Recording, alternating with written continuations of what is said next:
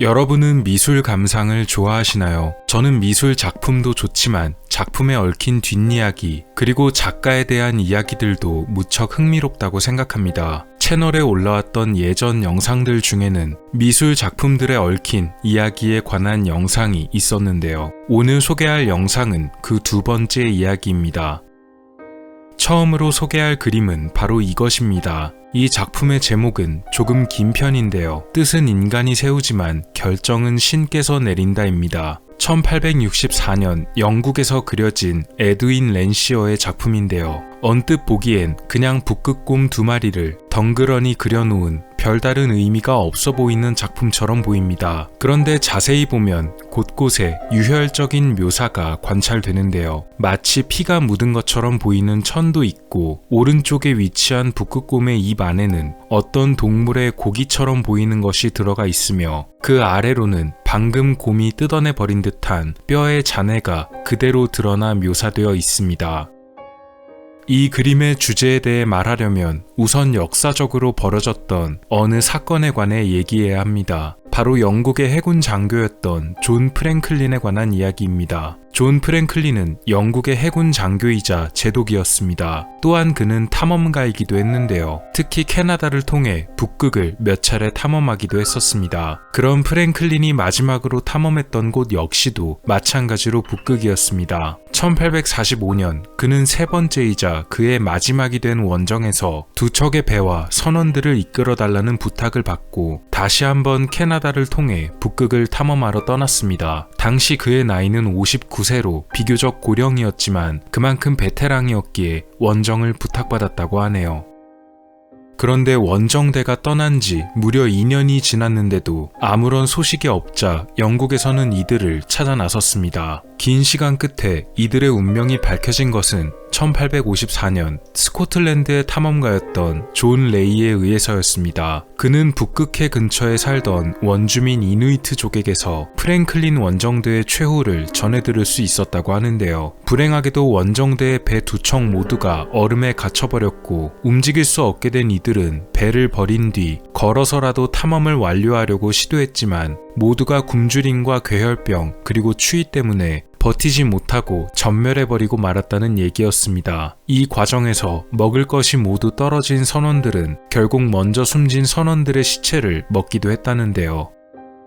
이 사실이 영국에 알려지자 해군은 크게 불쾌했습니다. 원정대가 실패해버려서 불쾌했던 것도 있지만 사람이 사람을 먹었다는 사실이 불명예스러웠기 때문입니다. 존 레이의 이런 조사 결과는 일부 은폐되었고 탐험대가 안타깝게 원정에 실패했다는 점만 알려지게 됐습니다. 에드윈 랜시어는 이 역사적 사실을 토대로 그림을 그렸으며 원정에 실패한 탐험대가 비극적인 운명을 맞이하고 끝내 숨지게 되어버린 선원 모두가 북극곰들에게 먹혀버렸다는 주제로 그림을 그려냈습니다. 앞서 말한 북극곰들이 뜯어먹고 있는 고기는 바로 이 죽은 선원들의 시신을 묘사한 것이라고 합니다. 극단적인 묘사는 최대한 절제하고 그려냈지만 알고 보면 꽤 섬뜩한 그림이 아닐 수가 없습니다. 세계 역사를 통틀어 가장 머리가 좋은 사람, 또 유명한 천재 중 한 명으로 뽑히는 사람 중에는 바로 예술가 레오나르도 다빈치가 있습니다. 그 유명한 걸작 모나리자 외에도 수많은 스케치와 작품을 남겼으며 현대에도 많은 영향을 끼치고 있는 예술가인데요. 그가 남긴 작품 중 또 하나의 걸작을 뽑으라면 당연히 이 그림을 빼놓을 수가 없겠습니다. 바로 성경에 나오는 예수 그리스도를 묘사한 최후의 만찬입니다. 그림의 가운데에는 예수 그리스도가 앉아있으며 그 좌우에는 예수의 제자들이 앉아있고 너희 중 한 명이 나를 배신할 것이다 라는 얘기를 들은 제자들이 깜짝 놀라는 순간을 묘사하고 있는 예술품입니다. 현재는 이탈리아의 세계 유산으로 보관되어 있습니다. 이 최후의 만찬이 워낙 유명한 작품이기도 하고 또 작가 다빈치가 생전에 많은 에피소드가 있는 사람이었다 보니 사람들은 그가 이 그림에 어떤 의미를 숨겨놨다거나 혹은 성경의 비밀에 관해 은유적인 표현을 넣었다고 생각했는데요. 특히 작가 댄 브라운이 써낸 소설 다빈치 코드는 이런 흥미로운 설을 기반으로 만들어졌으며 영화로도 만들어지는 등 큰 성공을 거두기도 했습니다. 그런데 2007년 한 음악가는 이 최후 최후의 만찬에 숨겨져 있는 또 다른 요소가 있다고 발표했습니다. 이탈리아의 음악가 조반니 마리아 팔라는 레오나르도 다빈치가 최후의 만찬에 음악적인 멜로디를 숨겨놓았다고 밝혔는데요. 도대체 어떤 음악이 숨겨져 있다는 것이었을까요? 그의 주장에 따르면 그림에 이런 식으로 오선을 그었을 때 그림에 그려진 음식들과 인물들의 손이 바로 악보에 놓여지는 음표의 위치라는 것입니다. 대신 이 악보는 일반적으로 보는 순서와는 다르게 왼쪽에서 오른쪽이 아닌 오른쪽에서 왼쪽 순이라고 하는데요. 그의 조사 결과에 따라 연주한 멜로디는 이렇습니다.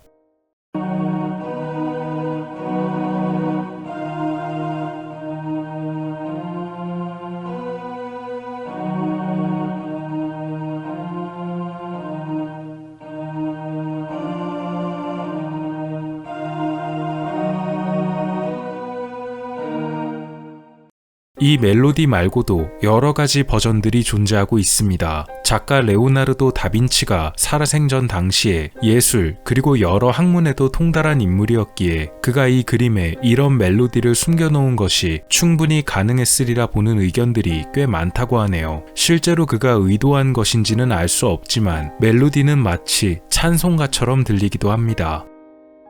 여러분은 이 그림을 보면 어떤 생각이 드시나요? 분명 누군가의 초상화를 그린 것 같기는 한데 초상화 속 인물은 마치 할로윈 축제에서나 볼 법한 가면을 쓰고 있는 듯해 보입니다. 혹은 인간과 동물이 합쳐져 있는 듯한 공상과학 영화의 등장인물 같은 느낌도 드는데요. 이 그림의 제목은 안토니에타 곤잘레스의 초상화입니다. 그리고 놀랍게도 실제 인물의 맨 얼굴을 그린 초상화입니다. 이 그림을 그린 화가의 이름은 라비니아 폰타나, 16세기부터 17세기에 걸쳐 이탈리아에서 활동한 여류 작가입니다. 그녀는 초상화를 많이 그려낸 것으로 유명한데요. 아버지였던 프로스페로 폰타나 역시도 살아생전 아주 유명한 화가로 활동한 사람이었습니다. 그녀는 자신의 아버지에게서 미술 교육을 받았다고 하네요. 교황 클레멘스 8세의 초청을 받아서 바티칸의 초상화가로 임명되는 등 대단히 성공적인 삶을 살았습니다.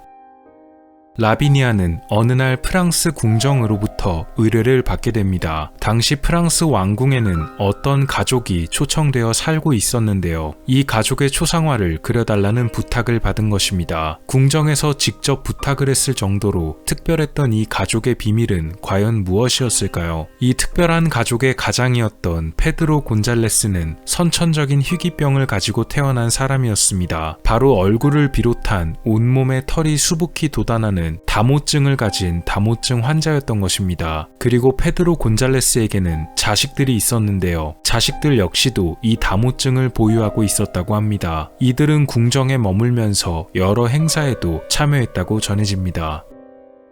초상화의 주인공 안토니에타 곤잘레스는 그의 딸이었습니다. 그녀 역시도 이런 선천적 다모증을 보유하고 있었는데요. 라비니아 폰타나는 이들의 초상화를 그리면서 굳이 의도적으로 가족이 가진 특징을 숨기는 대신 그 당시 시대상으로 봐도 아주 정교하고 세밀하게 이들이 가진 특징을 자세하게 그려내었습니다. 1595년에 그려진 작품이며 초상화가 그려질 당시 안토니에타는 10살 정도로 보입니다. 초상화 속 그녀가 들고 있는 종이에는 그녀의 가정사에 대한 간략하고 구체적인 정보가 적혀 있었습니다. 종이에 적혀져 있는 내용은 이렇습니다. 카나리아 제도에서 발견된 야생인 돈 피에트로는 프랑스 왕에게 이송되어 파르마 공작에게로 갔다. 나 안토니에타는 그의 후손이며 고귀한 귀족의 저택에서 나를 가까이 볼 수 있을 것이다. 아마 돈 피에트로는 안토니에타의 아버지 페드로 곤잘레스를 지칭하는 듯합니다. 여담으로 안토니에타와 그녀의 가족들은 역사적으로 기록된 다모증 환자들의 사례들 중 가장 오래된 기록으로 남아있는 사람들이라고 하네요. 이들이 가진 증상에 대해 자세히 묘사하면서도 또한 소녀의 순수한 모습을 동시에 담아낸 이 그림은 단순한 초상화가 아닌 과학적인 그림이라고도 합니다. 오늘은 미술 작품들에 얽힌 뒷이야기를 알아봤는데요. 저번 영상에 이어서 재밌게 보셨는지 모르겠습니다. 나름대로 흥미로운 이야기들을 전해드리고 싶었습니다. 다음 시간에는 저주받은 그림들과 귀신 들린 그림들에 관한 이야기로 찾아오도록 하겠습니다. 미스터리 큐브였습니다. 감사합니다. 오늘 미스터리 어떠셨나요? 영상을 재밌게 보셨다면 채널에 방문하셔서 더 많은 영상을 시청해보세요. 미스터리 큐브였습니다. 감사합니다.